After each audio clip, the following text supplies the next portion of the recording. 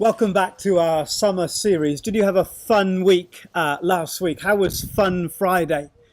Can you remember the others? Thanksgiving Thursday, What's Up Wednesday, Teaching Tuesday, and Mission Monday. Goodness, what a lot of meals. But there again, we have 21 meals a week.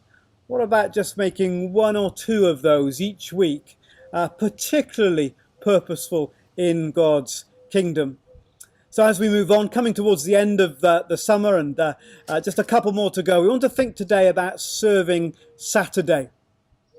Jesus tells stories about the kingdom of God being like a great feast, a great party, a great banquet. Not just an ordinary meal, but a great banquet. Think about a wedding invitation. Think about those times when everybody dresses up and makes a special effort for a big celebration. He says, hey, the kingdom of God is like that. And it's not that when we have meals, we need to make them a big feast or a big banquet every time. But it is a reminder that our little meals, our normal, simple meals, are always still in the light of one day we will share together in this great banquet, this great feast that there'll be in heaven. And so Jesus tells this story about a wealthy man who was preparing a great banquet. Think about a castle, think about a king, think about the lavish food and everything prepared. This is like a Windsor Castle reception after the wedding of Harry and Meghan. And all the invitations go out, and they go out so typically to the obvious people. And then Jesus tells this story about the obvious people all seem weirdly busy and uninterested in this amazing feast that's being prepared for them. Some of them, it says, they just bought a field, so he can't come. And someone else has got to try out their 5 oxen, whatever that means. I guess that's the same as trying out your new car. And someone else has just got married. And one by one, all the people that you would have thought would have responded so readily and willingly to the invitation say they can't come. And so Jesus says, well, send out the invitations again. But send them out to all the unlikely people, to all the people who wouldn't have expected to get an invitation. That, says Jesus, is what the kingdom of God is like. It's an invitation going out to those who wouldn't have expected it.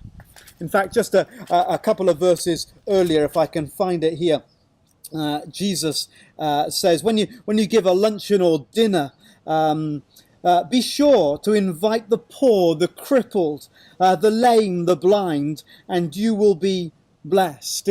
Invite those who wouldn't have expected to get an invitation, because everybody is included. So on Serving Saturday, we're thinking about how we use meals to serve people.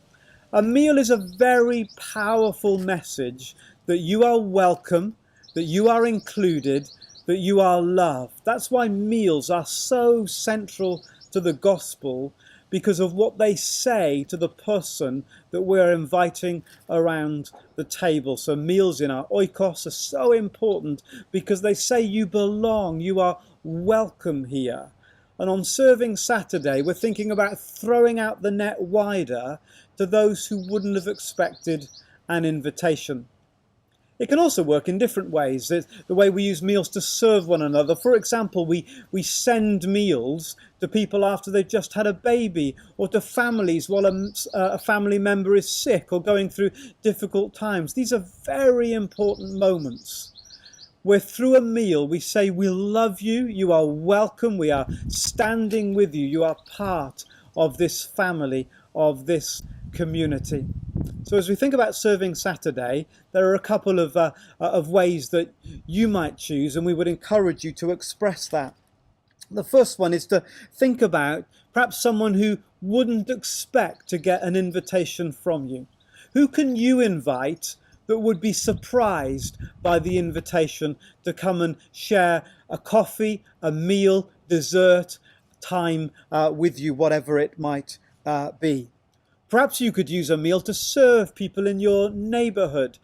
Cook a cake and take it to a neighbour, or buy some ice cream and simply Share it around just because you can. It's a way of saying you are included in our relational network. We value you. And this is a small gift through food to say how much you mean to us. Or maybe, and we'd encourage you to think about this, to think about ways that you can help some of our communities at Burlington who every week are inviting people to share in a heavenly banquet. I'm thinking of Feet for the Street.